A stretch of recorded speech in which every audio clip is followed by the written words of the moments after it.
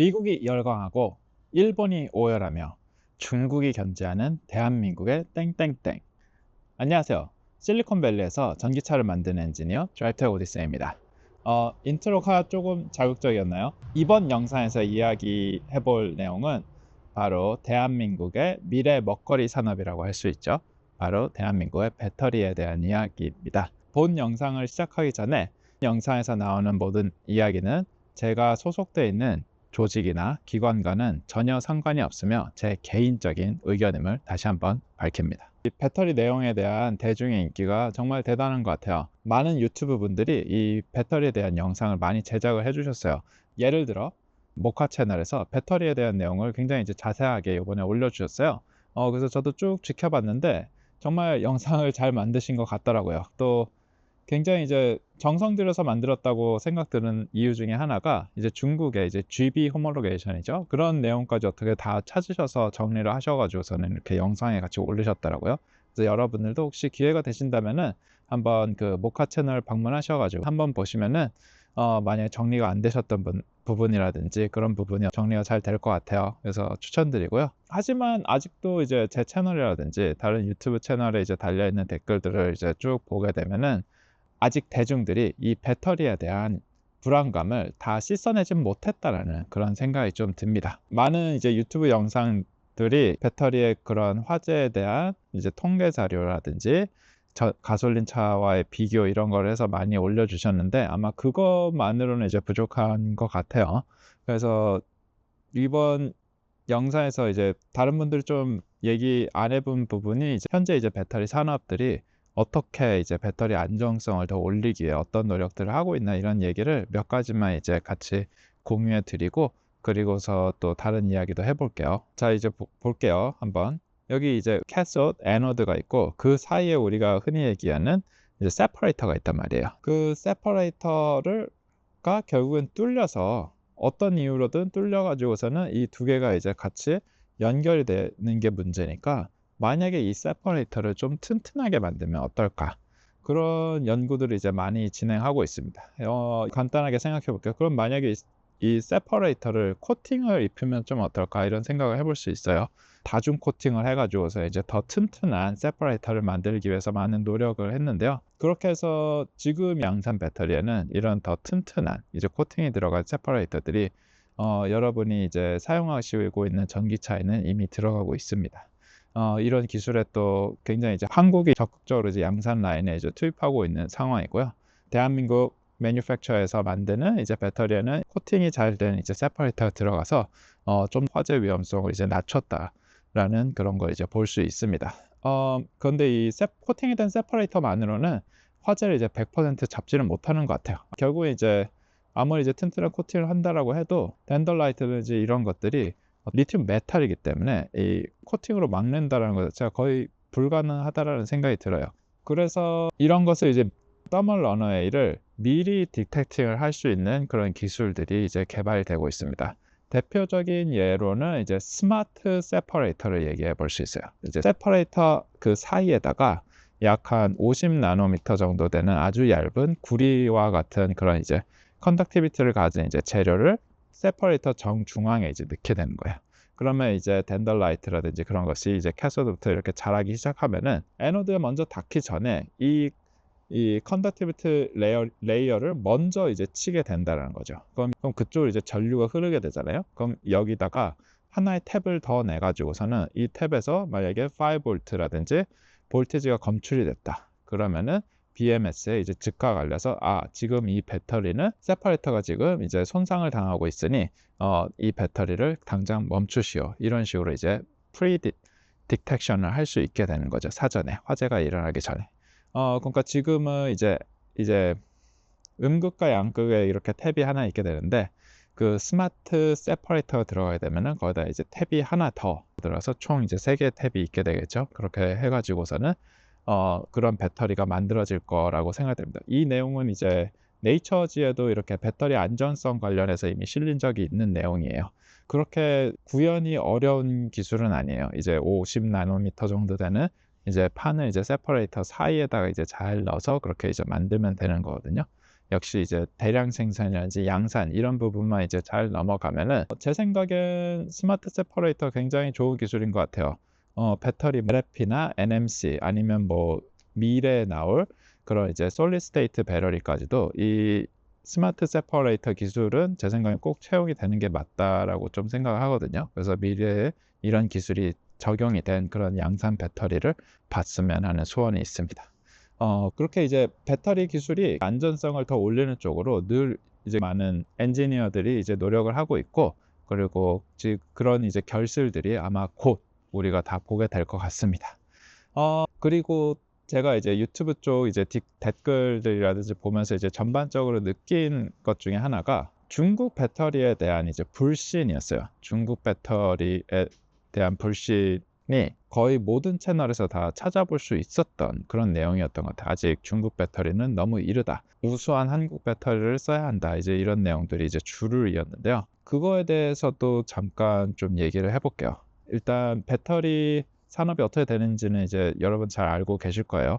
전 세계의 70% 정도의 배터리가 중국에서 생산이 됩니다. 전 세계에서 가장 배터리 1위 회사가 어딜까요? 생산량으로만 놓고 보면은 중국에 있는 CATL입니다. CATL이 아마 올해 저희가 예상하는데 300기가와트 아워 정도 생산할 것으로 예상이 돼요. 특히 이제 CATL이 LFP 배터리 같은 게 주력 상품이라고 핵 에너지가 살짝 낮은 그런 배터리를 생산하고 있는데도 300기가와트 아워를 생산한다라고 하면은 정말로 대단한 양의 배터리거든요. 그래서 이제 정말 대단하다라는 생각이 들고요. 그리고 2위 업체는 또 여러분들이 잘 아시는 BYD 업체가 이제 2위를 하고 있습니다. BYD도 이제 비슷해요. 이제 LFP 배터리가 주로 메인인데, BYD는 또 좀 특별한 회사죠. 이제 배터리만 만드는 회사가 아니고 자동차도 만들고 있고, 자동차도 이제 전기차만 만드는 게 아니고 가솔린 자동차부터 하이브리드까지 정말 못 만드는 게 없는 정말 대단한 회사입니다. 또 워렌 버핏이 이제 굉장히 일찍 투자를 해서 높은 수익률을 이제 낸 걸로 유명한 회사 중에 하나이죠. 그러면 3위, 이제 탑3 한번 알아보면 3위 회사는 어딜까요? 바로 자랑스러운 대한민국의 LG 에너지 솔루션입니다. BYD랑 LG 에너지 솔루션이랑 비슷비슷하게 생산하는 것 같아요. 한 올해 100기가와트 아워 이상 정도 이제 생산할 것으로 예상이 되거든요. 그러면 이제 둘이서 합치면 200 몇십 정도 되는데, 그러니까 2위랑 3위가 합쳐도 1위의 생산량을 다 쫓아가지 못한다는 게 현재 배터리 산업의 현 주소입니다. 그러면은 정말 이 CATL이랑 BYD 얼마나 대단한 회사냐면은 만드는 배터리가 많은 만큼 거기서 일하고 있는 연구원들의 수도 장난이 아닙니다. 말 그대로 전 세계 배터리 특허의 거의 절반 이상을 이제 중국에서 휩쓸고 있다라고 생각하시면 돼요. 특히 이제 CATL 같은 데는 기업 문화도 이제 유명하죠. 뭐 예를 들어서 996 이런 얘기도 해요. 뭐 9시까지 출근해서 저녁 9시에 퇴근을 한다는 거예요. 6는 뭐냐? 주 6일제라는 거죠. 그래서 정말 밤새도록 이제 열심히들 일을 해가지고서는 지금의 CATL을 전 세계 1위 배터리 제조 회사로 만들었다고 볼 수 있겠습니다.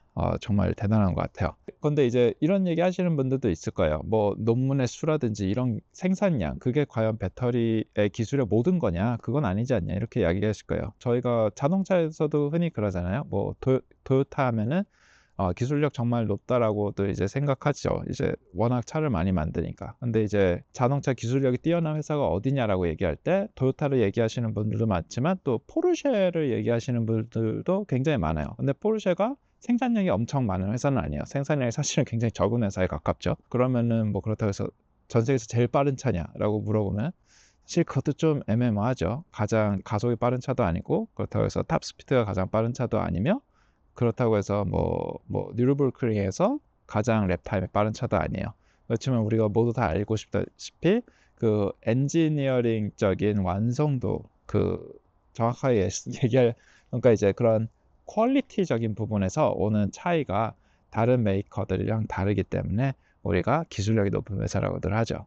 배터리에서도 똑같이 적용될 수 있을까요? 그렇게 이제 특허 수가 많다라든지 아니면 생산량이 많다는 것만으로도 그 회사 기술력이 높다라고도 얘기할 수 있지만 이제 꼭 그렇지만 않다라고 얘기하시는 분들도 있을 거예요. 대표적인 게 결국에 이제 CATL이라든지 BYD에서 만드는 배터리가 LFP 배터리, 인산철 배터리이기 때문에 이 배터리들은 기본적으로 가격대도 좀 저렴하고 그리고 대량으로 이제 만들어지고 그 대신 이제 팩 에너지가 낮은 그런 류의 이제 배터리이기 때문에 NMC처럼 이제 굉장히 에너지 덴시티가 높고 더 하이테크놀로지라고 해야 하는지는 모르겠지만 이 배터리 쪽은 이제 다른 나라들이 훨씬 더 기술력이 좋다라고 이제 이야기하시는 분들도 많이 있어요. 전혀 틀린 말은 아닌 것 같아요. 뭐 다 맞는 말이긴 한데 결국에는 이 중국과 다른 이제 일본, 한국, 미국의 발전 방향이 배터리를 이제 개발하는 방향이 약간 좀 그러니까 다들 이제 다양한 모든 방향으로 개발을 하고 있는 거는 사실인데 집중하고 있는 방향이 다른 것만은 좀 확실한 것 같아요.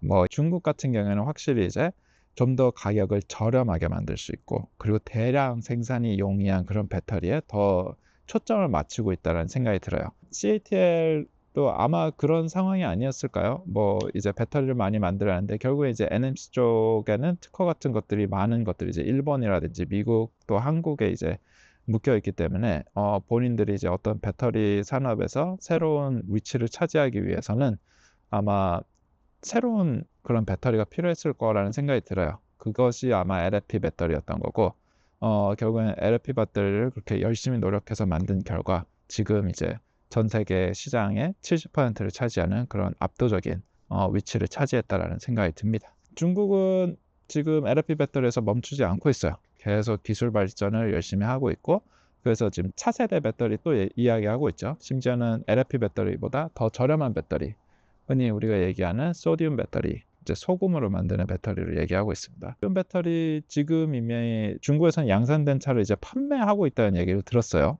그러니까 어떻게 보면은 또 중국이 이 분야에 대해서 한 발 더 앞서 나간다라는 생각이 듭니다. 제가 아까 전에 이야기했던 스마트 세퍼레이터라든지 그런 이제 세퍼레이터에다 이제 코팅을 하는 그런 기술들에 대한 수많은 논문이라든지 그런 모든 내용도 사실은 또 다 중국에서 나온 내용이에요. 배터리 관련 페이퍼들을 찾아보시면 아마 다들 느끼시는 게 있을 거예요. 저자에 보면은 중국분 성함이 빠지지 않는 게 없습니다. 정말 대단하다는 생각이 들어요. 해외 대학, 미국에 있는 대학에서 나온 그런 논문을 봐도 늘 이제 중국 저자들이 꼭 포함이 되어 있는 거를 쉽게 찾아보실 수 있습니다. 그만큼 이제 중국이 배터리 연구 개발에 투자하는 그 노력은 정말 대단하다라고밖에 이야기할 방법이 없을 것 같아요. 이렇게 이제 중국 배터리가 절대적으로 제가 생각했을 때는 한국보다 기술이 낮은 배터리라든지 그런 생각은 제 생각에 좀 틀렸다라는 생각이 들어요. 중국 배터리는 한국 배터리를 위협할 수 있을 정도로 굉장히 강력한 배터리 강대국이고 지금 이 순간에도 새로운 배터리를 개발하기 위해서 수많은 엔지니어들이 정말 열심히 일을 하고 있어요. 그래서 계속 좋은 성과가 나올 것으로 기대가 되고 우리 대한민국도 이 배터리 개발에 더 박차를 가하지 않는다면은 언젠가는 한국이 가지고 있는 그런 좋은 위치도 잃어버릴 수 있다라는 그런 생각이 듭니다. 에너지에 대한 이야기를 한번 해볼게요. 인류의 문명이 이렇게 계속 발전을 할 때마다 에너지 사용량은 결국에는 이제 계속 늘어왔. 하지만 이 석유 문명, 그러니까 석유가 메인 에너지원의 이 시대가 언제까지 이어질 거라고 생각하진 않아요. 저도 이제 과연 지금보다 에너지 사용량이 더 늘어날까라는 거에 대해서 좀 의문이 있었는데 왜냐하면 이제 우리가 이제 흔히 이제 CO2 가스 줄여야 한다 이제 그러면서 이제 여러 가지 굉장히 이피션트한 기술들을 많이 만들고 시작했잖아요. 그러다 보니까 결국에 이제 인류가 계속 사용하는 총 에너지 양이 어느 정도 수준에서 이제 멈추지 않을까라고 생각했는데 이제 AI라는 게 등장하면서 그렇게 많은 에너지가 필요하게 될 줄은 저도 사실 생각을 못했어요. 근데 AI 산업 말고도 예를 들면 우주 산업도 이제 새로운 이제 국면을 맞이하고 있죠. 우주로 가기 위해서 들어가는 에너지 또한 말 그대로 천문학적이기 때문에 인류는 계속 더 큰 에너지가 필요로 하게 될 것입니다. 그 에너지를 자유자재로 이제 운반하고 다른 데 넣었다 꺼냈다 쓸 수 있게 도와주는 스토리지 장치. 그것이 바로 배터리라는 생각이 들어요. 이 배터리 산업에서 대한민국이 가지고 있는 위상은 정말 대단하다라고밖에 생각할 수 없습니다. 정말로 많은 양의 배터리를 생산하고 있고 기술적인 특허도 정말 많이 가지고 있어요. 그리고 정말 많으신 분들이 오늘도 밤새도록 열심히 일을 하셔서 새로운 배터리 개발을 위해 열심히 일을 하고 계시죠. 그러니까 그런 생각이 들어요. 이 한국은 어떻게 보면은 대한민국이라는 나라가 참 대단하다고 생각하는 것과 우리는 그런 석유 한 방울 안 나는 나라에서 말 그대로 수출 강대국이라는 걸 이제 만들었잖아요.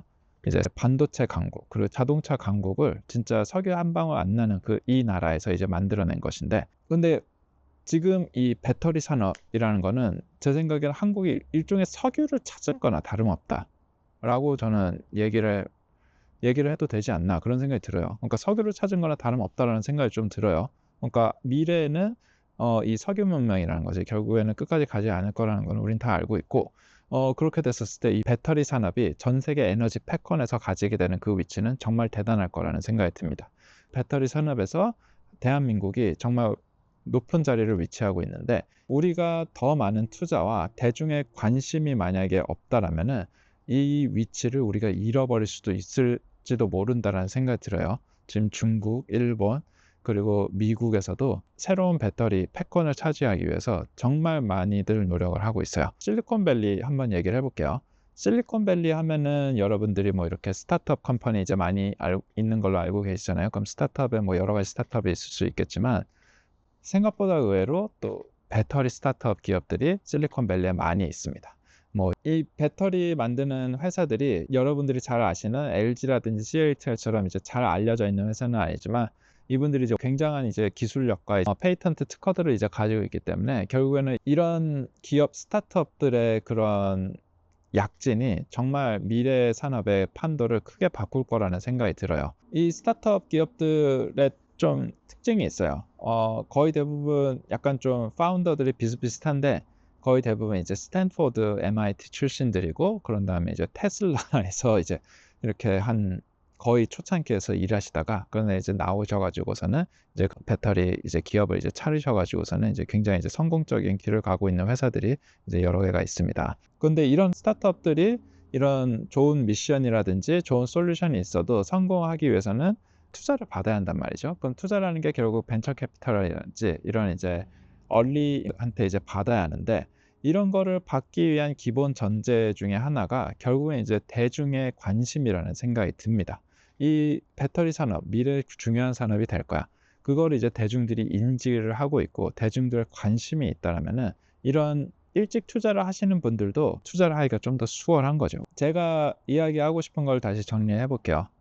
지금 전기차 배터리에 대해서 많은 분들이 이제 불안해 하시는 것 같습니다. 그거에 대한 많은 영상들이 이제 제작이 돼서 유튜브마다 이제 다르긴 한데, 제가 이제 팔로우하는 많은 분들이 이런 포비아, 이제 전기차 포비아를 어떻게 하면 해결할 수 있을까를 이제 영상으로들 이제 많이 노력을 해서 이제 좀 그런 흐름을 바꾸고 싶어 하시는 것 같아요. 저도 이제 그런 사람 중에 하나고요. 근데 이제 제가 생각한 부분은 이 배터리 산업이 미래에 가지게 되는 그 가치에 대해서 좀 더 여러분들이 다시 한번 생각해 봤으면 좋겠다라는 이야기를 하고 싶은 거예요. 우리 대한민국이 많은 문제에 이제 직면해 있죠. 저는 이 모든 것을 해결할 수 있는 방법은 역시 대한민국이 또 한 번 이제 기술적으로 크게 도약을 해야 한다라는 생각이 듭니다. 결국에는 이 모든 걸 해결할 수 있는 큰 방법은 임금이 크게 올라가는 거 말고는 방법이 없다는 생각이 들어요. 임금이 크게 올라가려면은 이제 전통적인 제조업에서 우리가 좀 더 벗어나서 더 부가가치가 높은 그런 제조업으로 가야 한다라는 생각이 들어요. 예를 들면 서비스 같은 것도 이제 그런 예가 겠죠. 그 외에 이제 고부가가치 산업, 대한민국에서 잘하고 있는 반도체 산업도 이제 예가 될 수 있겠고요. 배터리도 그 예에 충분히 들어간다는 생각이 듭니다. 앞으로 이제 배터리 기술은 지금 끝이 아니에요. 아직도 가야 할 길이 무궁무진한 기술입니다. 예를 들면 이제 나노 테크놀로지를 얘기할 수 있을 것 같아요. 나노 테크놀로지를 이제 이용을 해가지고서는 우리가 흔히 얘기하는 실리콘 음극재 얘기를 많이 하죠. 실리콘이라는 게 부피 변화가 크기 때문에 그런 거를 이제 나노 테크놀로지를 이용해서 이제 구조를 이제 좀 다르게 만들어 보자라는 거예요. 정말 다양하고 재밌는 내용들이 많이 있어요. 이렇게 뭐 정말 공상과학에 나올 것 같은 그런 대단한 나노 테크놀로지들이에요. 이런 거를 연구 개발을 해가지고서는 그게 랩실에서 실현을 하고 양산 기술까지 오기 위해서는 정말 고학력의 그런 분들이 많이 필요하고, 또 수많은 연구 영역, 거기다가 그런 배터리를 생산하시는 그런 생산 라인에서 일하시는 분들도 전반적으로 임금이 다 올라갈 수밖에 없을 것 같아요. 왜냐면은 너무 그런 높은 수준의 기술력을 요구하는 그런 생산 라인이 될 거기 때문에 분명히 이제 이런 기술을 우리가 이렇게 대한민국이 이룰 수 있다라고 하면은 대한민국의 이제 그런 많은 문제를 해결할 수 있을 정도의 이제 임금 상승을 가져올 수 있지 않을까. 그런 생각이 들어요. 이런 배터리 기술에 대한 대중의 더 높은 관심, 그리고 이런 배터리에 대한 좋은 방향에 대한 토론, 의논 이런 것들이 계속 활발하게 이루어지는 대한민국이 있다라고 하면은 저는 대한민국의 배터리 산업의 미래는 분명 밝을 수밖에 없다라는 생각이 듭니다. 영상 끝까지 시청해 주셔서 감사하고요. 만약에 저의 이런 의견을 이제 지지한다라고 생각하시면 꼭 이제 구독과 좋아요 부탁드립니다. 그러면 다음에 또 더 멋진 내용으로 찾아오는 걸로 약속드릴게요. 그럼 다음에 또 봐요. 안녕.